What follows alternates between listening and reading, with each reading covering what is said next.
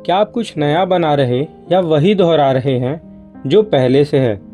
Welcome to 0 to 1 club, एक ऐसी book जो स्टार्टअप, इनोवेशन एंड बिजनेस के फ्यूचर को बिल्कुल नए नज़रिए से देखती है। इस वीडियो में हम जानेंगे 0 to 1 बुक के 5 पावरफुल लेसन्स जो आपकी सोच को ऑर्डिनरी से एक्स्ट्रा ऑर्डिनरी बना देगा। Go from 0 to 1, not 1 to many। Peter Thiel का मानना है कि ट्रू इनोवेशन तब होता है जब हम 0 से 1 की ओर बढ़ते हैं।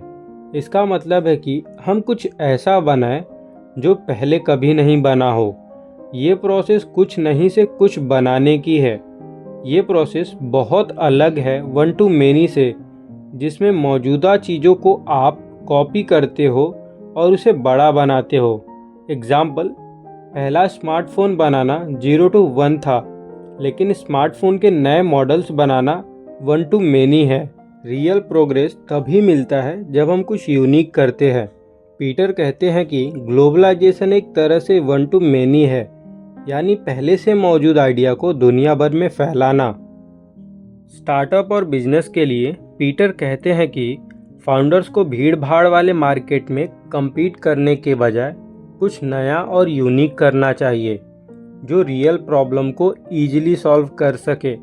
इस तरह वे मोनोपोली बना सकते हैं, ऐसा बिजनेस जिसका कोई रियल कंपटीटर ना हो, और यह तभी पॉसिबल है जब आइडिया रियल और इनोवेशन पर आधारित हो। पीटर मानते हैं कि नकल करना आसान है, लेकिन इनोवेशन करना काफ़ी कठिन है। हर बड़ा बिजनेस कुछ यूनिक करके ही शुरू हुआ था। यही है 0 to 1 की यात्रा। Lesson number 2, build a monopoly, not compete in market.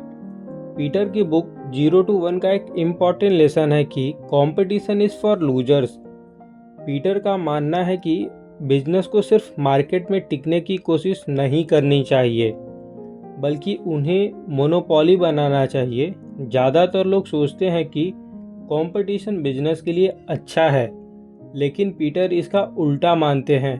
Competition kills profit and monopoly creates a long term success. Peter के अकॉर्डिंग मोनोपोली कोई बुरी चीज़ नहीं है।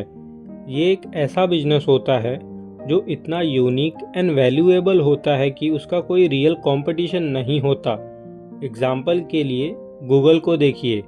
सर्च इंजन की दुनिया में वह इतना आगे है कि कोई कंपनी उसके सामने टिक भी नहीं पाती। पीटर के अकॉर्डिंग अगर कोई कंपनी बेहद कॉम्पिटिटिव मार्केट में काम कर रही है तो उसे हर समय अपनी कीमतें घटानी पड़ती है और दूसरों से बेहतर दिखने का प्रेशर रहता है। इससे इनोवेशन नहीं आती, बल्कि मीडियोकर लेवल का रिजल्ट मिलता है। लेकिन जब कोई कंपनी मोनोपोली होती है तब वो लॉन्ग टर्म प्लानिंग कर सकती है, रिसर्च में इन्वेस्ट कर सकती है और अपने कस्टमर को बेटर सर्व कर सकती है। मोनोपोली बनाने के लिए स्टार्टअप को एक यूनिक प्रोडक्ट या हार्ड प्रॉब्लम को सॉल्व करने पे ध्यान देना चाहिए। छोटे से स्टार्ट करें, उस मार्केट के पक्के खिलाड़ी बने, फिर आगे बढ़ें। जैसे अमेजॉन ने सिर्फ बुक से स्टार्ट किया था और फेसबुक ने सिर्फ एक कॉलेज से। पहले छोटे एरिया में पकड़ बनाएं, फिर उसे एक्सपांड करें। पीटर ये भी वार्निंग देते हैं कि खुद को धोखा न दें। कई कंपनी सोचती हैं कि वे यूनिक है, लेकिन रियली में नहीं होते। रियल मोनोपोली 4 बातों पर डिपेंड करती है: technology, brand, network effect and scale. अगर आपकी कंपनी में ये 4 चीज़ें हैं तो कोई भी आसानी से आपकी कॉपी नहीं कर सकता। गोल सिर्फ आज पैसा कमाना नहीं है, बल्कि ऐसा बिजनेस बनाना है जो 10-20 साल बाद भी मार्केट में टिका रहे। और यह तभी होगा जब आप कॉम्पिटिटर से बचे और कुछ ऐसा बनाएं जिसे लोग अपनाने पे मजबूर हों। Lesson number 3, power of secret. Peter Thiel 0 to 1 में एक बहुत ही पावरफुल आइडिया के बारे में बताते हैं। ऐसा कौन सा इम्पोर्टेंट सच है जिस पर बहुत कम लोग आपसे एग्री करते हो? यही सवाल सीक्रेट कॉन्सेप्ट को जन्म देती है, यानी ऐसे सच जो दुनिया में छिपे हुए हैं, जिन्हें ज़्यादातर लोग इग्नोर कर देते हैं या देख नहीं पाते। पीटर के अकॉर्डिंग सीक्रेट्स का मतलब कोई साजिश या इलीगल चीज़ नहीं है। इसका मतलब है एक ऐसा अपॉर्चुनिटी जिसे ज़्यादातर लोग ढूंढ नहीं पाते। ज़्यादातर लोग वही करते हैं जो बाकी लोग करते आए हैं और कुछ यूनिक करने से बचते हैं। लेकिन अगर आप 0 to 1 की यात्रा करना चाहते हैं तो आपको अलग सोचना होगा। आपको दुनिया को देख के ये पूछना होगा, what is missing, what is broken and what can be better that no one has noticed yet. Peter कहते हैं कि हमारी एजुकेशन सिस्टम एंड सोसाइटी हमें सेफ खेलना सिखाती है, लेकिन इससे आप केवल 1 to many तक ही पहुँचेंगे, यानी जो पहले से है वही कॉपी करेंगे। ट्रू इनोवेशन तब होता है जब आप उन जगहों पे वैल्यू ढूंढते हैं जहां कोई और नहीं देख पाता।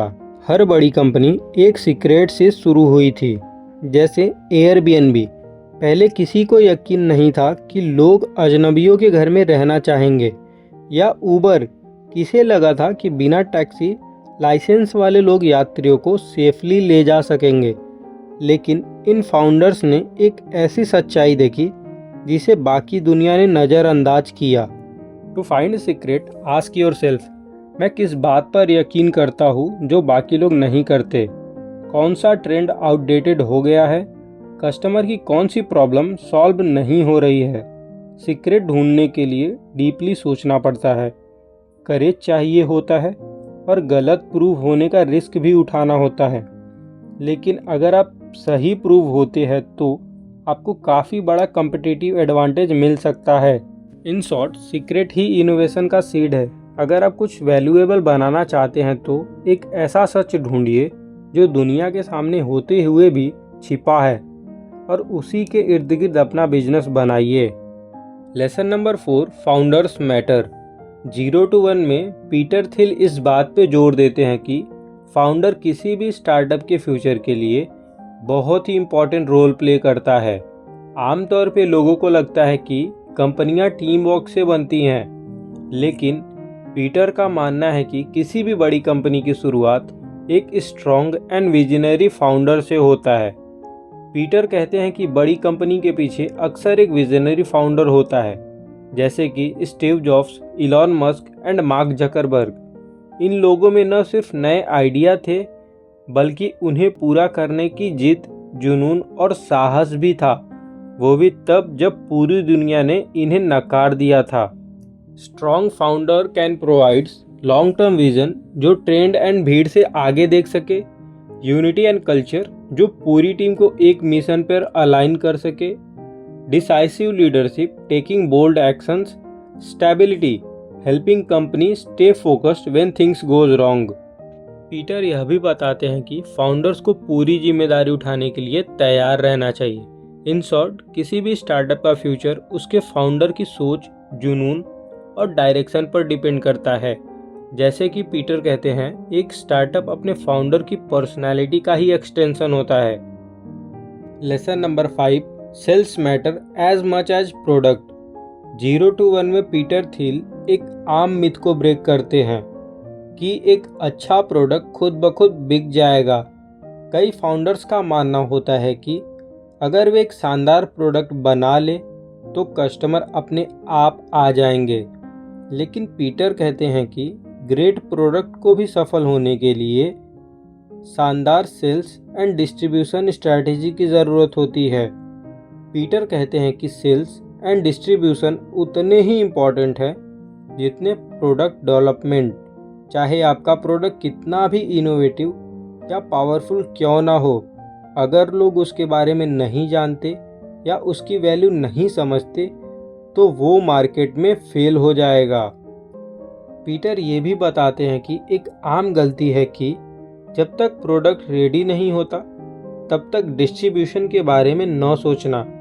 बहुत सी कंपनी पहले प्रोडक्ट बनाने पे फोकस करती है, बाद में सेल्स की सोचती है, लेकिन तब तक अक्सर बहुत देर हो चुकी होती है। इसलिए वो कहते हैं कि डिस्ट्रीब्यूशन के बारे में पहले दिन से सोचें। याद रखें, प्रोडक्ट बनाना सिर्फ फाउंडेशन है, लेकिन सेल्स और डिस्ट्रीब्यूशन वह इंजन है जो कंपनी को आगे बढ़ाता है। एक शानदार प्रोडक्ट जिसकी कोई सेल नहीं हो रही वो किसी काम का नहीं, लेकिन एक एवरेज प्रोडक्ट भी अगर सही तरीक़ों से बेचा जाए तो वो मार्केट पे राज कर सकता है। अच्छे फाउंडर्स दोनों को समझते हैं, प्रोडक्ट की क्वालिटी और उसे कस्टमर तक पहुंचाने का रास्ता। तो ये थे 0 to 1 बुक के 5 इंपॉर्टेंट लेसन जो आपको 1 to many वाला फाउंडर नहीं 0 to 1 वाला फाउंडर बनाता है। अगर वीडियो पसंद आए तो लाइक करें, शेयर करें और सब्सक्राइब करें। धन्यवाद।